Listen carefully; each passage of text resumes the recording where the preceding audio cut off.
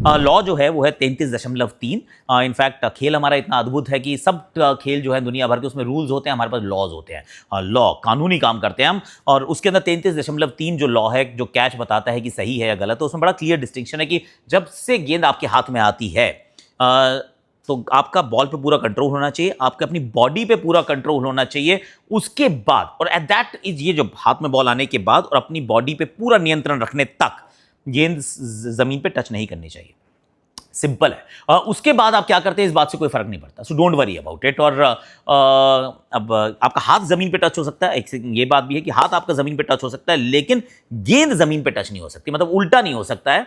तो उसमें क्या था, जो जेसन होल्डर सामने से रबाडा ही भागते हुए आ रहे थे, भागते हैं, कैच पकड़ते हैं, कैच पकड़ने के बाद वो स्लाइड करते हैं। जब स्लाइड करते हैं, सो कैच होल्ड कर लिया आपने, दैट इज करेक्ट। जब आप स्लाइड कर रहे हैं तो आपकी बॉडी अभी भी मोशन में है and it is not in complete control.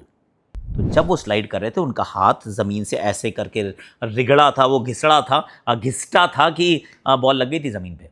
और उस समय तक ना पूरी तरह से वो गेंद जो थी वो डेड नहीं हुई थी, मतलब वो कैच नहीं समाप्त हुई थी। वहां पे मुझे लगा कि अंपायर से गलती हुई, वहां नॉट आउट करार देना चाहिए था। अब इसकी जो सेकंड बात ये है कि मान लीजिए आप बिल्कुल रुक चुके हैं, कैच आपने पकड़ी, आपने स्लाइड मारी, अब आप रुक गए, अब that is where the action ends.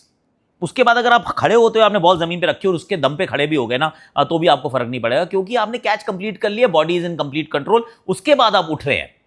थोड़ा सा डिस्टिंक्शन है कि बॉल जमीन पे रख के आप खड़े तो हो सकते हैं, पर बॉल जब आप डाइव मार रहे हैं, स्लाइड मार रहे हैं, बॉल ऐसे रिगड़ती हुई, घिसटती हुई नहीं जा सकती है। और मुझे तो लगा गई थी भैया, मुझे लगता है कि बॉल जमीन पे लगी थी, वो नॉट आउट करार देना चाहिए था, पर नॉट आउट करार नहीं दिए गए। आई थिंक अंपायर से वहां गलती हुई।